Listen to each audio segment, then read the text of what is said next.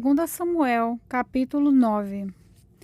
Certo dia, Davi perguntou: será que alguma pessoa da família de Saul ainda está viva? Se está, quero fazer alguma coisa boa para essa pessoa, por causa de Jonatas. Havia um empregado chamado Ziba, da família de Saul. Alguém lhe disse que fosse falar com o rei Davi. Você é Ziba? Perguntou o rei. Sim, sou eu mesmo, às suas ordens, respondeu ele. E o rei lhe perguntou: ainda existe algum da família de Saul para quem eu possa fazer alguma coisa boa, como prometi a Deus? Ziba respondeu: sim, existe um filho de Jonatas, ele é aleijado dos 2 pés. Onde ele está? Perguntou o rei. Na casa de Maquir, filho de Amiel, na cidade de Lodebar, respondeu Ziba. Então, o rei Davi mandou buscá-lo. Quando Mefibosete, filho de Jonatas e neto de Saul, chegou, ele ajoelhou-se e encostou o rosto no chão diante de Davi em sinal de respeito. Davi disse: Mefibosete, às suas ordens, senhor, respondeu ele. Não fique com medo, disse Davi. Eu serei bondoso com você por causa de Jonatas, o seu pai. Eu lhe darei de volta todas as terras que pertenciam ao seu avô Saul. E você será sempre bem-vindo à minha mesa. Mefibosete se curvou novamente e respondeu: valho mais do que um cachorro morto. Por que o senhor é tão bondoso comigo? Então o rei chamou Ziba, e o empregado de Saul, e disse: eu estou devolvendo a Mefibosete, o neto do seu patrão, tudo o que pertencia a Saul e à sua família. Você e os seus filhos e os seus empregados cultivarão a terra para a família do seu patrão Saul e farão a colheita para que eles também tenham comida. Mas Mefibosete comerá sempre à minha mesa. Ziba tinha 15 filhos e 20 empregados. Ele respondeu: farei tudo o que o Senhor mandar. Daí em diante, Mefibosete passou a comer junto com o rei, como se fosse filho dele. Mefibosete tinha um filho pequeno, chamado Mica. Todos os que eram da família de Ziba se tornaram empregados de Mefibosete. Assim, Mefibosete, que era aleijado dos 2 pés, ficou morando em Jerusalém, e todos os dias comia junto com o rei. 2 Samuel, capítulo 10. Algum tempo depois, morreu o rei Naás, do país de Amon, e o seu filho Anum se tornou rei. E Davi disse: eu serei bondoso com Anum, assim como Naás, o seu pai, foi bondoso comigo. Então enviou mensageiros a Anum para mostrar sua amizade. Porém, quando os mensageiros chegaram à cidade de Rabá, as autoridades amonitas disseram ao seu rei: o senhor pensa que é em honra do seu pai que Davi enviou esses homens para mostrar amizade? É claro que não. Ele os mandou aqui como espiões a fim de conhecerem a cidade para poderem destruí-la. Então Anum pegou os mensageiros de Davi, rasgou um lado da barba deles, cortou as suas roupas até a altura das nádegas e os mandou embora. Quando Davi soube disso, enviou outros mensageiros para se encontrarem com eles, porque eles estavam muito envergonhados. Davi mandou lhes dizer que ficassem na cidade de Jericó e que só voltassem quando as suas barbas tivessem crescido de novo. Os amonitas compreenderam que tinham feito a Davi um inimigo deles. Por isso, contrataram 20.000 soldados sírios das cidades de Bet-Reob e Zobá. Também contrataram o rei da cidade de Macá, com 1.000 homens e 12.000 homens da cidade de Tobi. Davi soube disso e enviou contra eles Joabe com todos os melhores soldados do exército israelita. Os amonitas saíram e tomaram posição na entrada da cidade de Rabá, enquanto os outros, os sírios de Zoba e de Reob e os homens de Tobi e Maaca, tomaram posição em campo aberto. Joabe viu que as tropas inimigas os atacariam pela frente e por trás. Então escolheu os melhores soldados de Israel e os colocou na frente para os sírios. Deixou o resto das suas tropas sob o comando do seu irmão Abissai, e as colocou de frente para os amonitas. E Joabe disse a Abissai: se você perceber que os sírios estão me vencendo, venha me ajudar. E se os amonitas estiverem vencendo você, eu irei ajudá-lo. Seja corajoso, vamos lutar com firmeza pelo nosso povo e pelas cidades do nosso Deus. E que seja feita a vontade de Deus, o Senhor. Então, Joabe e os seus soldados avançaram para atacar, e os sírios fugiram.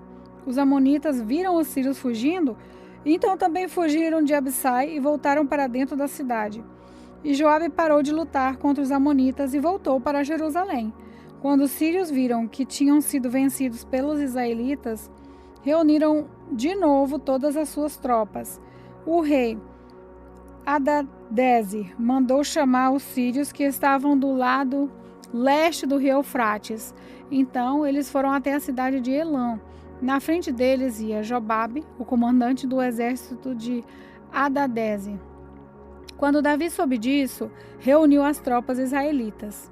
Atravessou o rio Jordão e marchou para Elã. Lá os sírios tomaram posição de frente para os israelitas. A luta começou. Os israelitas fizeram os sírios fugir. Davi e os seus soldados mataram 700 soldados que guiavam carros de guerra e 40.000 cavaleiros sírios. Feriram também Zobabe, o comandante inimigo, que morreu ali no campo da batalha. Quando os reis que eram chefiados por Hadadezer viram que tinham sido vencidos pelos israelitas, fizeram paz com eles, ficando debaixo do seu poder. E os sírios ficaram com medo de ajudar de novo os amonitas. 2 Samuel, capítulo 11.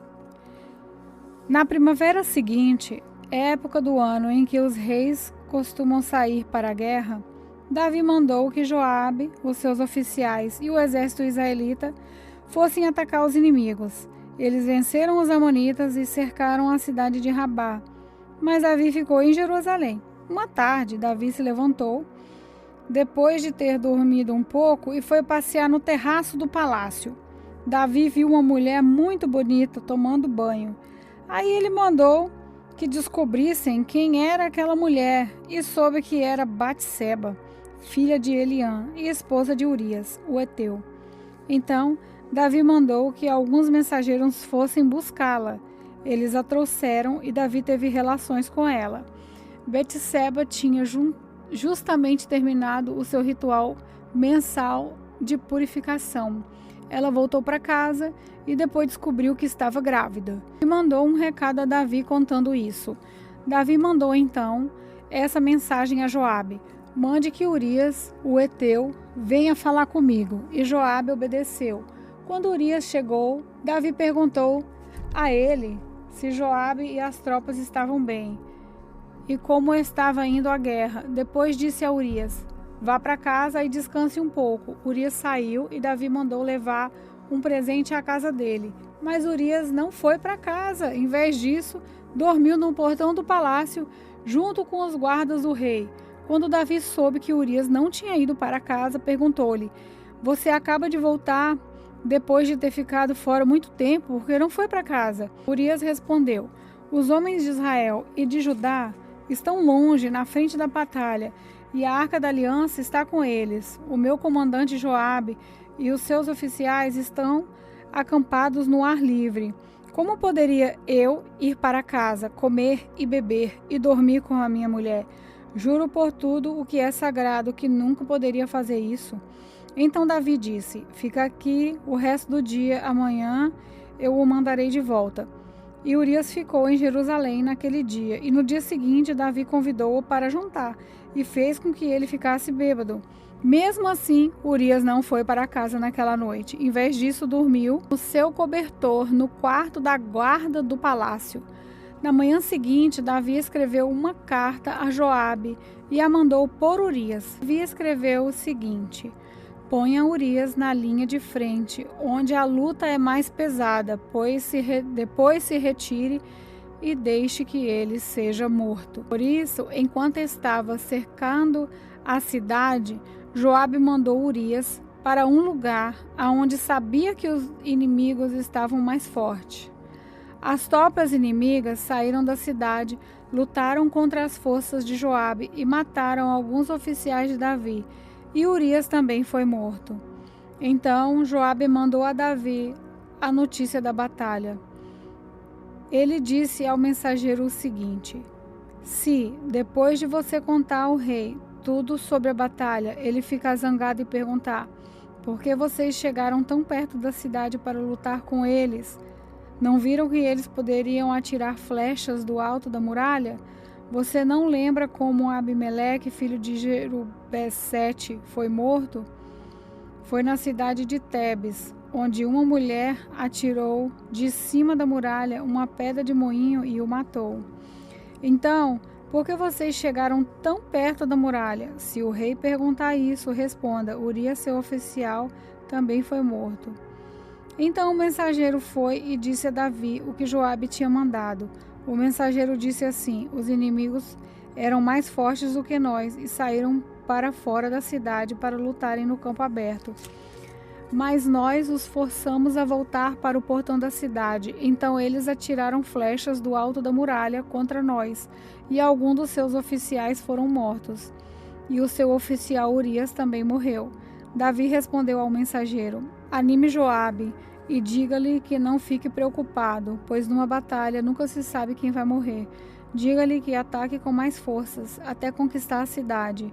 Batseba soube que o marido tinha morrido e chorou por ele.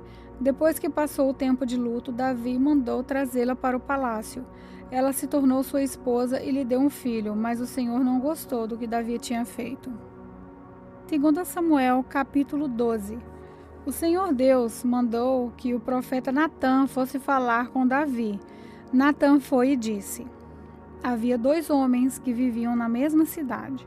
Um era rico e o outro era pobre. O rico possuía muito gado, ovelhas, enquanto que o pobre tinha somente uma ovelha, que ele havia comprado. Ele cuidou dela e ela cresceu na sua casa, junto com os filhos dele. Ele a alimentava e com sua própria comida deixava que ela bebesse do seu próprio copo, e ela dormia no seu colo. A ovelha era como uma filha para ele. Certo dia, um visitante chegou à casa do homem rico. Esse não quis matar um dos seus próprios animais para preparar uma refeição para o visitante.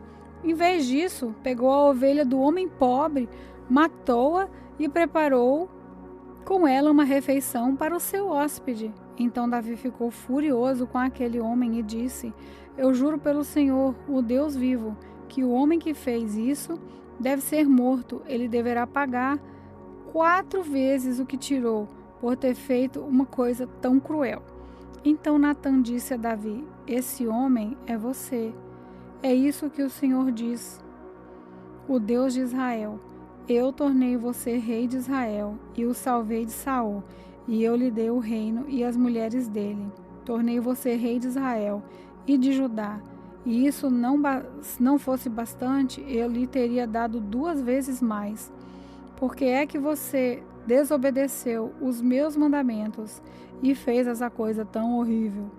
Você fez com que Urias, o heteu, fosse morto na batalha, deixou que os anaminitas o matassem, e então ficou com a esposa dele. Portanto, porque você me desobedeceu e tomou uma mulher de Urias, sempre algum dos seus descendentes morrerão de morte violenta.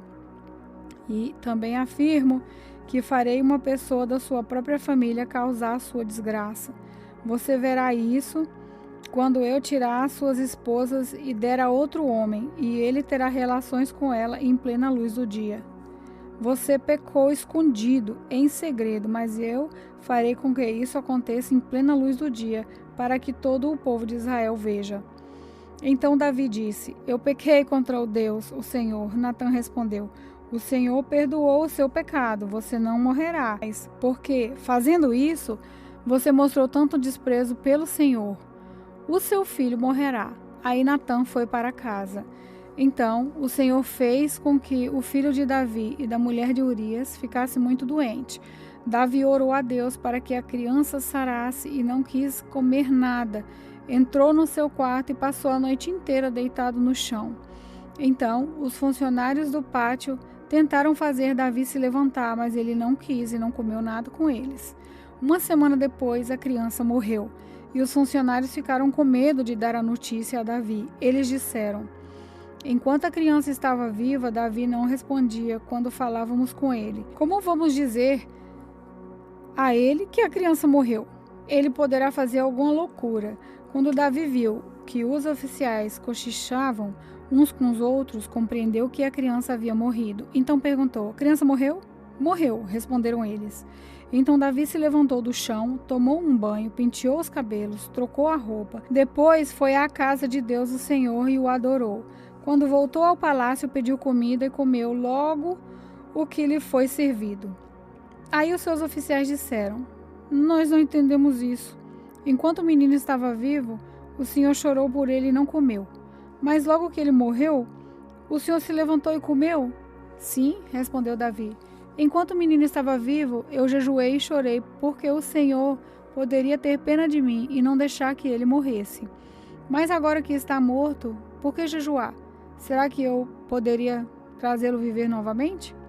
Um dia eu irei para o lugar onde ele está, porém ele nunca voltará para mim. Então Davi consolou a sua esposa Batseba, teve relações com ela, e ela deu à luz a um filho, a quem Davi deu o nome de Salomão. Deus amou o menino e mandou que o profeta Natã lhe desse o nome de Gededias, porque o Senhor Deus o amava. Enquanto isso, Joabe continuou a atacar Rabá, a capital do país de Amon.